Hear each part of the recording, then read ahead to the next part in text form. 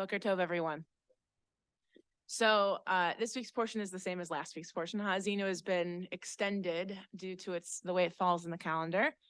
It's a very interesting portion because it is a song.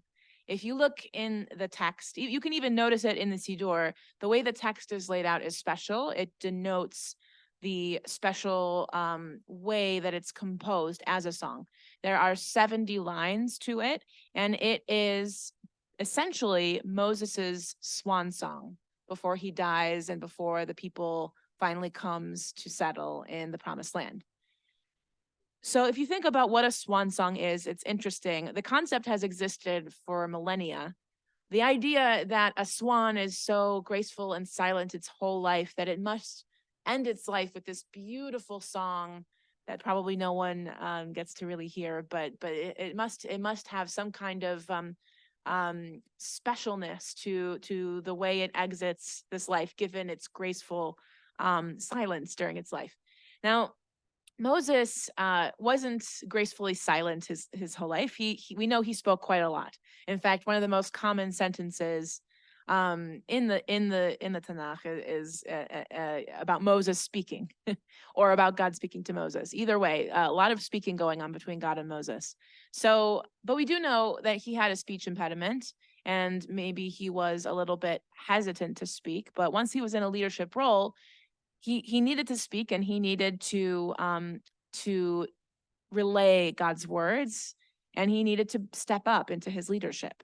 So he wasn't silent, but he did have a swan song.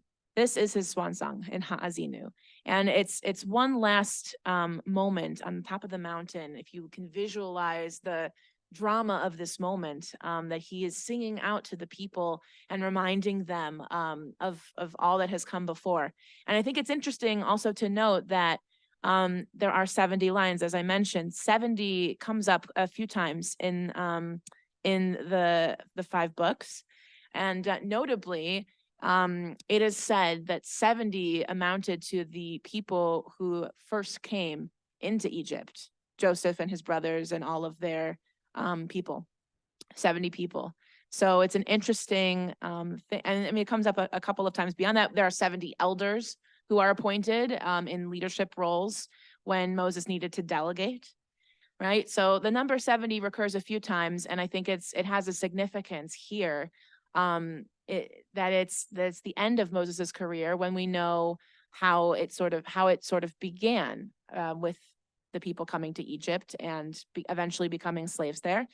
So the fact that he has a swan song, I think, is really poignant, because if you compare that to Shirat Hayam, which is sort of at the beginning of the Exodus story, right when the people became free, and here he is in this last moment, really wishing that he could enter the promised land, but knowing that he can't.